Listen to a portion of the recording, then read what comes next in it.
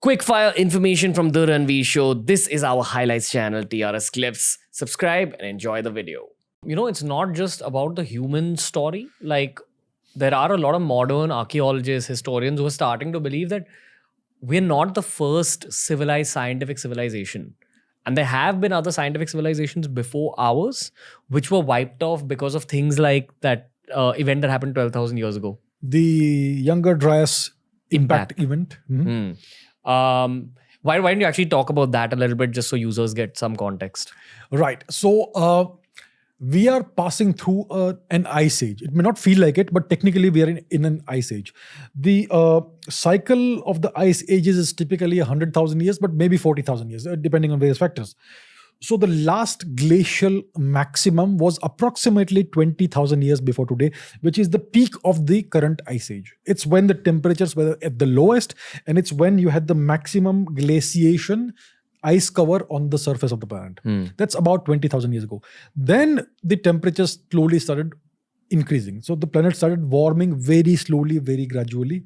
But suddenly, about 11,000 or so years ago, roughly, there was a sudden decrease in temperatures globally, and a sudden approximately 1,000-year period when the temperatures again became quite low. How do we know this? Because you can see it through the ice cores, and there are lots of different ways of analyzing the temperatures. You can see through sediments, ice cores, and there's a number of methods that scientists use to see what the temperatures were, and that's how they've been able to do this. Typically through ice cores and some other methods as well, maybe soil cores and all that. So you can see how much pollen was there at what period of time, and so on and so forth. So it's known that there was a sudden onset of a period of glaciation that doesn't make much sense. So why did that happen?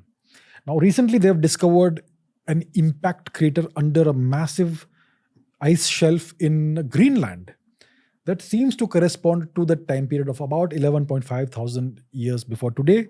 And if there was an impact at that time, maybe it did throw up a big dust cloud, gas cloud or whatever, a dust cloud that could have recreated a small nuclear winter kind of event, maybe something like that. And that's maybe what precipitated about 1,000 years of glaciation again until the temperatures came back to where they should have been. So it is possible. I mean, this was all dismissed as pseudoscience for the longest time, but then we discovered that impact crater. It does exist, and it seems to correspond to a time period of about 11.5 thousand years before today. So that is circumstantial evidence that the younger Dryas impact hypothesis may actually be correct. And who's to say that we've not seen an infinite number of younger Dryas impact type situations in just the existence of man? Possible. And they say that man, the first human being, arrived about 3 lakh years ago. This was just about 10,000 years ago, and we've still lost so many remnants from that time. Plastic erodes over 3,000 years. I keep saying it in so many of these podcasts.